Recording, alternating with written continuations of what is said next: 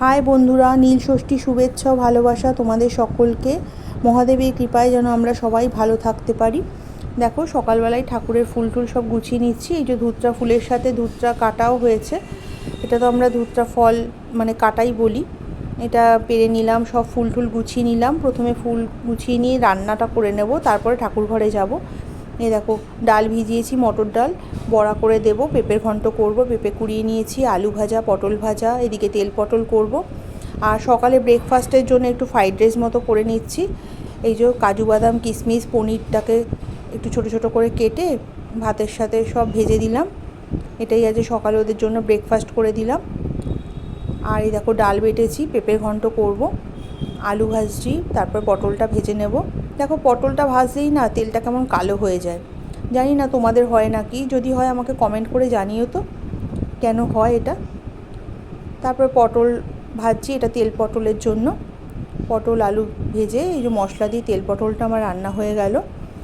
এবার পেঁপের ঘন্টটা করব। কড়াইতে জিরা ফোড়ন দিয়ে আদা আর কাঁচা লঙ্কা বেটেছিলাম সেটা দিলাম, একটু জিরার গুঁড়ো, আর এই যে আলু ডুমু ডুমু করে কেটেছি, আর ছোট ছোট করে নারকেল কুচিয়ে রেখেছিলাম, সেগুলো সব ভেজে নিয়ে মশলার সাথে একসাথে ভেজে, আর পেঁপেটাকে আমি একটুখানি ভাপিয়ে নিয়েছিলাম, সব মশলার সাথে একসাথে কষিয়ে নিলাম ভালো করে।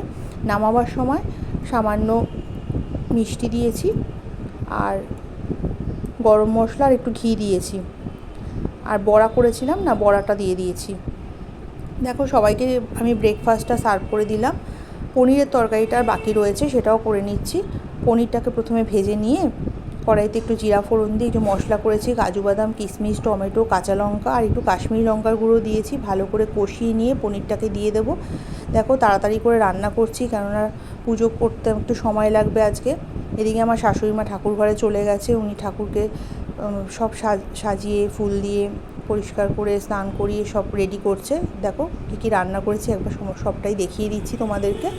এই যে পেঁপের ঘন্ট, তেল পটল, পনিরের তরকারি, আর এই যে স্নান করে ঠাকুর ঘরে গেছি, গিয়ে পুজো করলাম। দেখো, আমার ঠাকুরকে তোমাদের দর্শন করিয়ে দিলাম, ঠাকুরকে ভোগ নিবেদন করেছি।